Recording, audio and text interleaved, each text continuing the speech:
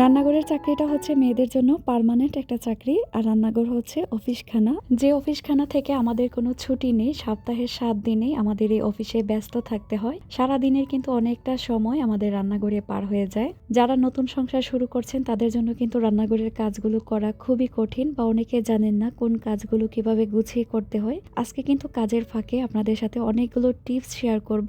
আশা করি আপনাদের উপকারে আসবে। চলুন তাহলে আজকের টিপসগুলো শেয়ার করা যাক।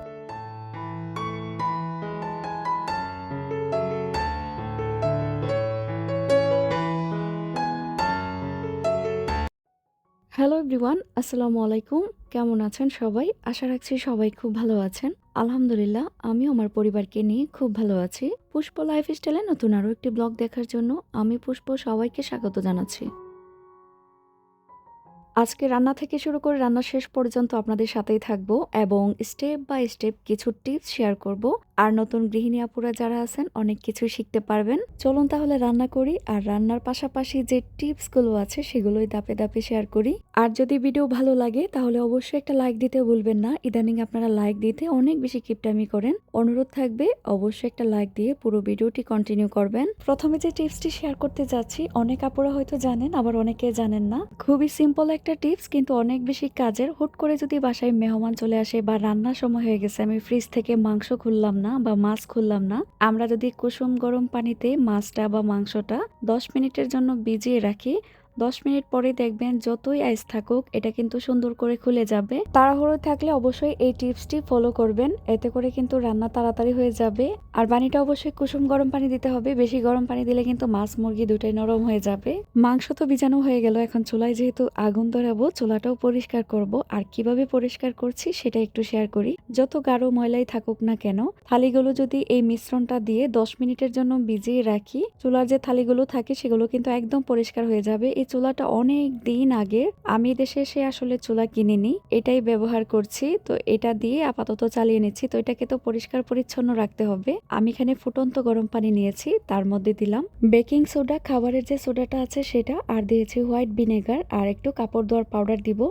এই মিশ্রণটা দিয়ে থালিগুলো 10 মিনিট ভিজিয়ে রাখবো, তারপর ওয়াশ করব। এখন চলে যাব, মাংস যেহেতু রান্না করব পেঁয়াজ কাটাকাটি করতে হবে। তো পেঁয়াজ কাটাকাটি করার জন্য আমরা দা বা ছুরি যাই ব্যবহার করি না কেন, 2-4 বার ব্যবহার করার পর দা বা ছুরির এটার যে একটা ধারালো ভাব সেটা কিন্তু চলে যায়। বাসায় যে সিরামিকের কাপ বা গ্লাস আছে সেগুলোর মধ্যে কিন্তু ছুরিটা একটু এভাবে ধার দিয়ে নিলে আবার ঠিক আগের মতো ধারালো ভাব চলে আসে। দায়ের ক্ষেত্রে বাসায় যে পাটা বা শিল আছে সেটার মধ্যে কিন্তু একটু ঘষিয়ে নিলে দাগুলো দাঁড় হয়ে যায়। তো আমি যেহেতু ছুরি দিয়ে কাটাকাটি করি, মাঝে মধ্যে কাটতে গেলে না খুব বিরক্ত লাগে যদি এটার দাঁড় না থাকে। তো এভাবেই আমি একটা সিরামিকের কাপ বা গ্লাসের মধ্যে একটু ধারালো করে নিই। পেঁয়াজটা একটু কেটে দেখাচ্ছি, দেখুন কত সুন্দর করে কেটে যাচ্ছে। দেখেন টিপসগুলো খুবই ছোট ছোট এবং সিম্পল, কিন্তু জানা থাকলে রান্নাঘরের কাজ অনেক সহজ হয়ে যায়। আমার পুরাতন আপুরা যারা আছেন, মানে পুরাতন গৃহিণী আপুরা যারা আছেন, তারা তো সংসার সম্পর্কে অনেক কিছুই জানেন। আর যারা নতুন আছেন তাদের জন্যই আসলে এই টিপসগুলো শেয়ার করা। আর এটা বলতে পারেন এটা একটা রিকোয়েস্টেড ভিডিও। অনেক আপুরা আমাকে কমেন্ট করেছিলেন কিছু ছোট ছোট টিপস শেয়ার করার জন্য। তো ভাবলাম আজকে যেহেতু রান্না করছি, আর রান্না করতে করতেই আপনাদের সাথে টিপসগুলো শেয়ার করে ফেলি। এই টুকটাক কাজগুলো করতে করতেই মাংসটা কি সুন্দর করে খুলে গেল সেটাই কিন্তু একটু দেখিয়ে দিলাম। এখন চলুন বাসার যে কাটিং বোর্ডগুলো আছে প্রতিদিন ইউজ করা হয়, সেই কাটিং বোর্ডগুলো কিভাবে পরিষ্কার করা যায় বা জীবাণুমুক্ত করা যায় এবং গ্লেজ বাড়ে সেটা একটু শেয়ার করি। এগুলো যখন আমরা কিনে আনি অনেক কিন্তু সুন্দর থাকে। কাঠের যে কাটিং বোর্ডগুলো অনেক সুন্দর গ্লেজ দেয়। তো এগুলো ইউজ করার পর সেগুলোর গ্লেজটা কিন্তু নষ্ট হয়ে যায়। তো প্রতিদিন যেহেতু ইউজ করা হয় অবশ্যই সেটা নষ্ট হবে। এটার উপরের যে দাগ বা জীবাণু বা গ্লেজটা কিভাবে ফিরিয়ে আনা যায় সেগুলো এখন দেখাচ্ছি। কাটিং বোর্ডের উপরে আমি লবণ দিয়েছি, তারপর দিলাম বেকিং সোডা আর একটা লেবুর ফালি দিয়ে এখন ভালো করে এই পাশ ওই পাশ আমি ঘষে নিচ্ছি। রান্নাঘরের 2-3টা জিনিস দিয়ে কিন্তু আমরা রান্নাঘরের সব জিনিস পরিষ্কার পরিচ্ছন্ন রাখতে পারি। বিশেষ করে ভিনেগার, তারপর বেকিং সোডা, এগুলো কিন্তু অনেক বেশি কাজের। আমি কিন্তু প্রায় সময় এই জিনিসগুলো দিয়ে আমার রান্নাঘরের জিনিসগুলো পরিষ্কার করে থাকি। একটু বুদ্ধি খাটিয়ে কাজ করতে পারলে কিন্তু কোনো কাজই কঠিন না। একবার যদি আপনি ছোট ছোট টিপসগুলো জেনে যান, সব কাজ কিন্তু আপনার জন্য সহজ হয়ে যাবে, হোক এটা রান্নাঘরের বা ঘরের কোনো কাজ। বাংলাদেশে থাকতেও কিন্তু কাজ করতে করতে ছোট ছোট টিপসগুলো আপনাদের সাথে শেয়ার করেছি, আর আপনারা অনেক অনেক ভালোবাসা দিয়েছেন। এখন চলুন কাটিং বোর্ডটাকে কিভাবে একটু কালারিং করি সেটা একটু দেখাই। এটাকে ধুয়ে নেওয়ার পর যে পানিটা ছিল সেটা আমি একটা শুকনা টাওয়াল দিয়ে ভালো করে মুছে নিয়েছি। তারপর এটার মধ্যে তেল দিয়ে দিলাম, দিয়ে একটা কটনের সাহায্যে তেলটা আমি পুরোটার মধ্যে মাখিয়ে নিচ্ছি। এতে করে না কাটিং বোর্ডের কালারটা অনেকটা গ্লেজ দিবে। এটা কিন্তু আর আজকে আর ব্যবহার করব না, রাতের জন্য রেখে দিব, শুকিয়ে গেলে তারপর আবার ইউজ করব। 10 মিনিট কিন্তু ভিজানো হয়ে গেছে। এখন চুলার যে থালিগুলো আছে সেগুলো একটু পরিষ্কার করে নিব। এই পানিটাতে ভিজিয়ে রাখার জন্য উপরের যে জংকাটা আছে বা ময়লাটা আছে সেটা কিন্তু একদম নরম হয়ে গেছে। এখন এই জালিটার সাহায্যে, মানে থালা বাসন মাজার যে টিনের জালিটা আছে সেটা দিয়ে ঘষিয়ে নিচ্ছি। অল্প ঘষাতে কিন্তু সুন্দর করে উঠে যাচ্ছে। আর এটা অনেক পুরনো একটা চুলা, এটাকে আমি যে অবস্থায় পেয়েছি, তো সেই অবস্থায় তো আর ইউজ করা কোনোভাবেই সম্ভব না। মাঝে মধ্যে এভাবে একটু গরম পানি দিয়ে পরিষ্কার করে রাখি, যাতে করে কাজ করা যায় আর কি। চাইলে একটা চুলা কিনতে পারি, কিন্তু আমার কোনো ইচ্ছে নেই। আপাতত যেটা দিয়ে চলছি সেটা তো রান্না করা যায়। আর নতুন একটা চুলা কিনে যদি ফেলে যাই তাহলে খারাপ লাগবে, অনেক বেশি মায়া লাগবে। আমরা জানি, আমরা যারা সংসারের জন্য কিছু জিনিস কিনলে আর সেটা যদি কোথাও ফেলে যেতে হয় বা রেখে যেতে হয়, সেটার জন্য কিন্তু অনেক খারাপ লাগবে। আর এখানে যা যা কেনাকাটা করেছি, এমন না যে সবকিছু নিয়ে যেতে পারবো, তাই চেষ্টা করি খুবই সীমিতের মধ্যে চলাফেরা করার। চুলার যে থালি বা স্ট্যান্ডগুলো দেখেছেন কত সুন্দর পরিষ্কার হয়েছে। বাসার যে পুরনো চুলাগুলো আছে এই নিয়মে কিন্তু আপনারাও পরিষ্কার করে নিতে পারেন। মাঝে মধ্যেই দেখবেন বাসার মধ্যে যদি চুলায় দুধ বসিয়েছি, অন্য মানুষকে হয়ে যায়, বা আমরা একটু টিভির সামনে বসলাম বা একটু হাতে মোবাইল নিলাম বা অন্য একটা কাজে ব্যস্ত হয়ে গেলাম, দুধ কিন্তু নিচ থেকে পুরা লেগে যায়। তো আজকে কিন্তু আমার সেই দশাই হয়েছে। বিকালবেলা একটু দুধ বসিয়েছিলাম, পাতিল কিন্তু একদম পুড়ে ছাই ছাই। তো সেটাকে কিভাবে পরিষ্কার করি একটু দেখাই। পাতিল ভরে পানি দিয়েছি, তার মধ্যে 1 চা চামচ পরিমাণ বেকিং সোডা দিয়েছি আর একটু কাপড় ধোয়ার পাউডার দিয়েছি। পাতিলটাকে আমি চুলায় বসিয়ে দিলাম। অনেকটা সময় নিয়ে পানিটা সিদ্ধ করব, এতে করে নিচে যে পোড়া লাগা ময়লাটা খুবই সহজে উঠে যাবে। আর সেটাও কিন্তু আপনাদের ধুয়ে দেখাবো। আমি কাজগুলো আসলে স্টেপ বাই স্টেপ করার চেষ্টা করছি, যেহেতু যখনই যে কাজগুলো করছি 10 মিনিট 15 মিনিট করে ভিজিয়ে রাখতেছি, তো সেই অনুযায়ী কাজগুলো করতেছি আর কি। আমাদের সবার বাসায় কিন্তু এরকম একটা ব্লেন্ডার বা গ্রাইন্ডার আছে। তো এটা যেহেতু প্রতিদিন ইউজ করা হয়, কাজের চাপ মাঝে মধ্যে বেশি থাকলে সব সময় আর পরিষ্কার করা হয় না। আমার যে ব্লেন্ডারটা সেটার ভিতরে দেখেছেন অনেকটাই ময়লা জমেছে। সারাদিন আসলে অনেক বেশি কাজের তাড়াহুড়ো থাকে। যখন মশলাগুলো ব্লেন্ড করি মাঝে মধ্যে একটু পানি পড়ে, ওই পরিষ্কার করব করে আর করা হয় না। আজকে কিন্তু সেটাকে একটু ডিপ ক্লিন করে নিচ্ছি। তো কিভাবে পরিষ্কার করছি সেটা একটু দেখাচ্ছি। একটা ব্রাশের মধ্যে টুথপেস্ট নিয়েছি। টুথপেস্ট নিয়ে ভিতরটা আমি সুন্দর করে ঘষে নিলাম। উপরের সাইডগুলো সহ আমি এই টুথপেস্টটা দিয়ে ঘষে নিব। শুধু এই একটা উপকরণ দিয়ে কিন্তু ব্লেন্ডার খুব সুন্দর করে পরিষ্কার করা যায়। এখন একটা ভিজা টাওয়ালের সাহায্যে আমি ভিতর বাহির সুন্দর করে মুছে নিব। ভিতর পর্যন্ত আমার আঙ্গুল যাচ্ছিল না, সেই জন্য আমি টাওয়ালের মধ্যে একটা চামচ দিয়েছি। চামচ দিয়ে সুন্দর করে কোনাকানার যে ময়লাগুলো আছে সেগুলো একটু পরিষ্কার করে নিলাম। এতে করে কিন্তু আমার ব্লেন্ডার খুব সুন্দর পরিষ্কার হয়ে গেছে। আর ব্লেন্ডারের যে এই জারগুলো সেগুলো কিন্তু ইউজ করতে করতে ধারালো ভাবটা কমে যায়। আমি একটু লবণ দিয়েছি, লবণ দিয়ে লবণটাকে একটু ব্লেন্ড করে নিলাম। এতে করে কিন্তু ব্লেডের যে দাঁড় সেটা ফিরে আসবে আর ব্লেন্ডারগুলো পরিষ্কার থাকবে। আসলে আমি জানি না আপনাদের কতটুকু বোঝাতে পারছি, কিন্তু আমি চেষ্টা করে যাচ্ছি। এই নিয়মে কাজগুলো করলে প্রতিদিন রান্নার কাজ অনেক সহজ হবে আর রান্নাঘর কিন্তু চকচকে ঝকঝকে থাকবে।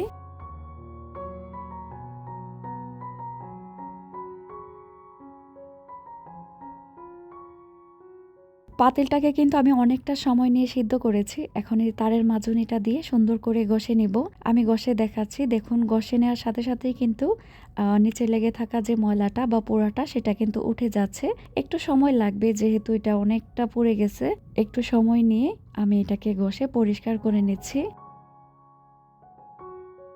আজকে ভেবেছিলাম কোনো আপুদের কমেন্ট পড়বো না, যেহেতু এটা একটা টিপসের ভিডিও। তো আপনারা এত সুন্দর করে রিকোয়েস্ট করেন, সেগুলো না রেখেও পারি না। একজন আপু ফ্রান্স থেকে কমেন্ট করেছেন। আপুর আইডিটার নাম হচ্ছে মারজানা আক্তার। আপু লিখেছেন, আপু আমি ফ্রান্স থেকে তোমার ভিডিও দেখি। আমার 3 বাচ্চা মাহা, মানহা, মাহির। ওদের নাম নেবেন। আমার মেয়ে তোমার ভিডিও দেখে অপেক্ষা করবে ওর নাম নেয়ার জন্য, খুশি হবে। অবশ্যই আপু, আপনার বাচ্চাদের নামগুলো অনেক সুন্দর। তোমাদের জন্য আমার পক্ষ থেকে অনেক অনেক ভালোবাসা থাকবে। আর শুনে খুশি হলাম যে তুমি আমার ভিডিও দেখো। দেখেছেন পাতিলের তলাটা কিন্তু খুব সুন্দর করে পরিষ্কার হয়ে গেছে। আর 2-1 বার পরিষ্কার করে নিলেই কিন্তু একদম চকচকে হয়ে যাবে, যেহেতু গাঢ় একটা পুরো ময়লা, হালকা একটু দাগ কিন্তু রয়ে গেছে। একজন আপু আমাকে কমেন্ট করেছিলেন ননস্টিকের যে প্যানগুলো সেগুলো কিভাবে পরিষ্কার করা যায় সেটা একটু দেখানোর জন্য। এগুলো কিছুদিন ব্যবহার করার পরই দেখবেন নিচ থেকে লাল হয়ে যায় বা পুরো একটা ময়লা লেগে যায়। তো সেটা কিভাবে একটু পরিষ্কার করছি দেখাই। প্রথমে আমি লবণ দিয়ে দিলাম, তার মধ্যে দিয়েছি ভিনেগার, এখন আমি বেকিং সোডা দিলাম। এখন চারপাশ ভালো করে একটু মিশিয়ে নিচ্ছি। এভাবেই রেখে দিব 10-15 মিনিটের জন্য। যখন নরম হয়ে আসবে তারপর আমি এটা ঘষে পরিষ্কার করব। এখন চলে এসেছি পরের টিপসে। ওই যে ব্লেন্ডার করার সময় লবণ দিয়েছিলাম সেটা কিন্তু আমি ফেলে দেইনি। এই লবণটাকে আমি সিংয়ের উপরে ছড়িয়ে দিচ্ছি। সিংয়ের মধ্যে আরও ছড়িয়ে দিচ্ছি বেকিং সোডা আর অল্প পরিমাণ ভিনেগার। এটা দিয়ে আমি 5-10 মিনিটের জন্য সিংটা এভাবে রেখে দিব, তারপর ঘষে পরিষ্কার করে নিব। এতে করে সিংয়ের যে একটা শাইন ভাব এটা কিন্তু ফিরে আসবে। আমরা যেহেতু প্রতিদিন এখানে মাছ, মাংস বা বিভিন্ন জিনিস ধোয়াধুয়ি করি, সিং কিন্তু এমনিতেই লাল হয়ে যায়। আর লাল হওয়াই স্বাভাবিক, কারণ প্রতিদিন যেহেতু ইউজ করা হয়। আমরা কিন্তু ঘরে থাকা উপকরণ দিয়ে সিং চকচকে করে ফেলতে পারি। সিংটাকে পরিষ্কার করার জন্য দেখুন আমি একটা বস্তা কেটে নিয়েছি। এই বস্তাগুলো দিয়ে যদি আপনি বাথরুমের বেসিন বা বাথরুমের টাইলস বা ফ্লোর বা এই যে সিং এগুলো পরিষ্কার করেন, দেখবেন এত সুন্দর পরিষ্কার হবে, একদম চকচক করবে।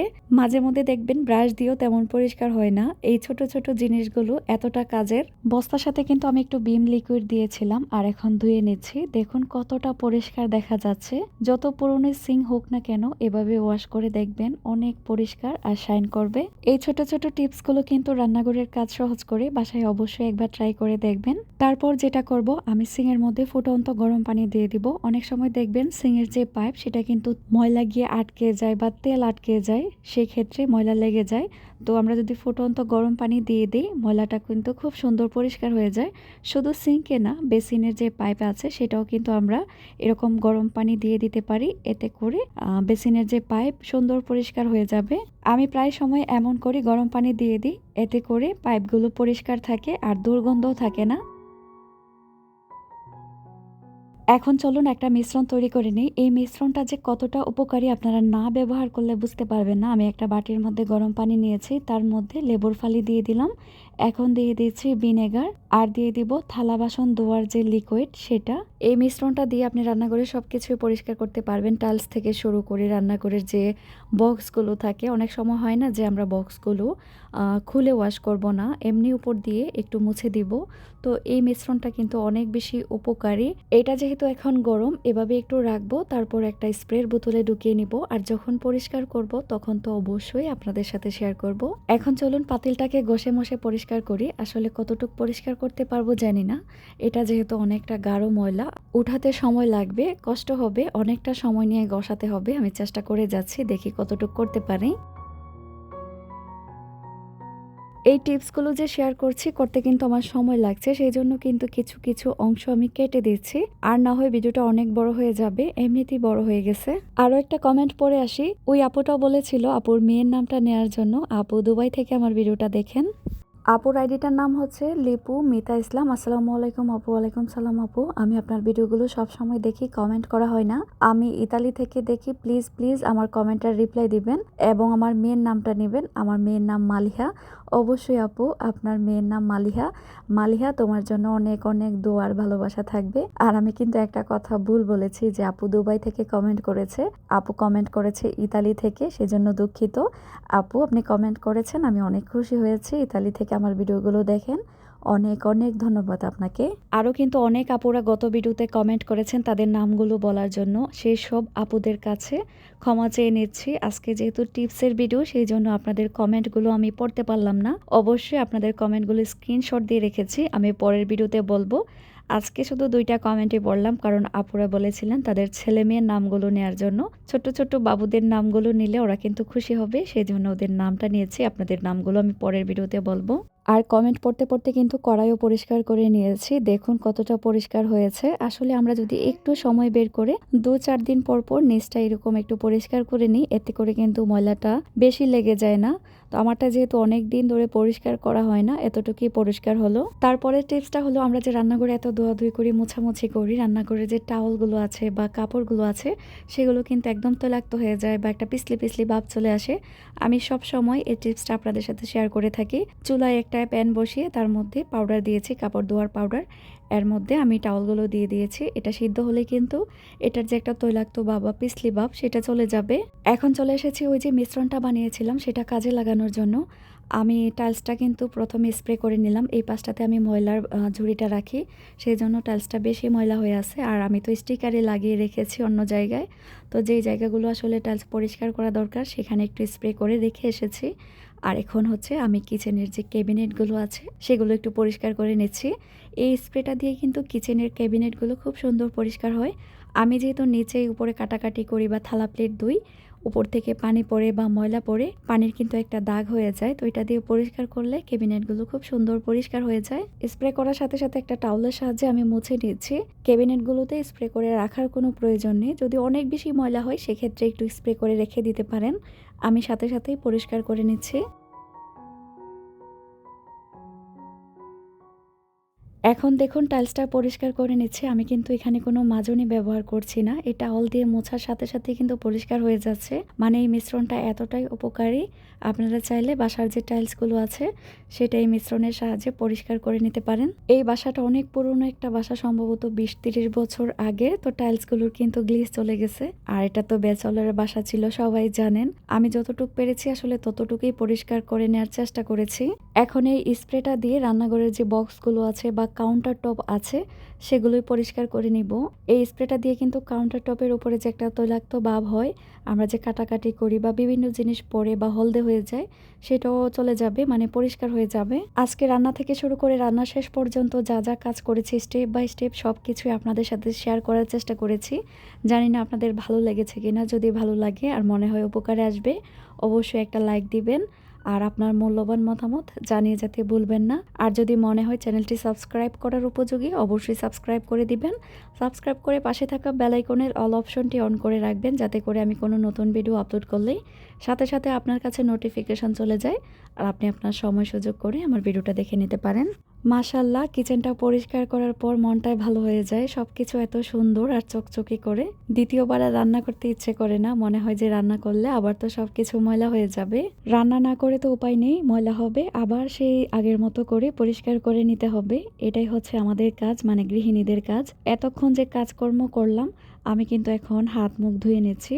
যে যে উপকরণগুলো আমি ব্যবহার করেছি রান্নাঘর পরিষ্কার করার ক্ষেত্রে, সেগুলো কিন্তু হাতের জন্য খুবই ক্ষতিকর। যদি গ্লোভস পরে কাজ করে নেওয়া যায় সবচেয়ে ভালো। তো আমি হাতটাই ধুয়ে নিয়েছি, ধুয়ে একটু ভেসলিন লাগিয়ে নিব, কারণ হাত একদম ড্রাই হয়ে গেছে। ঘরের যত্ন যেমন করি, নিজেকেও যত্ন করার চেষ্টা করি। এই কাজগুলো করতে কিন্তু আমার অনেকটাই সময় নিয়েছে। চুলায় রান্নাও বসিয়ে দিয়েছি। এতগুলো কাজ যেহেতু করেছি, এগুলো তো আর এমনিতেই হয়ে যায় না, এই কাজগুলো করতে অনেক কষ্ট। তাই অনুরোধ থাকবে, ভিডিও ভালো লাগলে অবশ্যই শেয়ার করতে ভুলবেন না। তরকারিটা একটু নেড়ে চেড়ে নিচ্ছি আর লাস্টে সবার জন্য একটু ব্যানানা শেক বানিয়ে নিব। আর আজকের জন্য এখানেই বিদায় নিব। আপনারা সবাই ভালো থাকবেন, আমিও আমার পরিবারের জন্য সবাই দোয়া করবেন। আল্লাহ হাফেজ, আসসালামু আলাইকুম।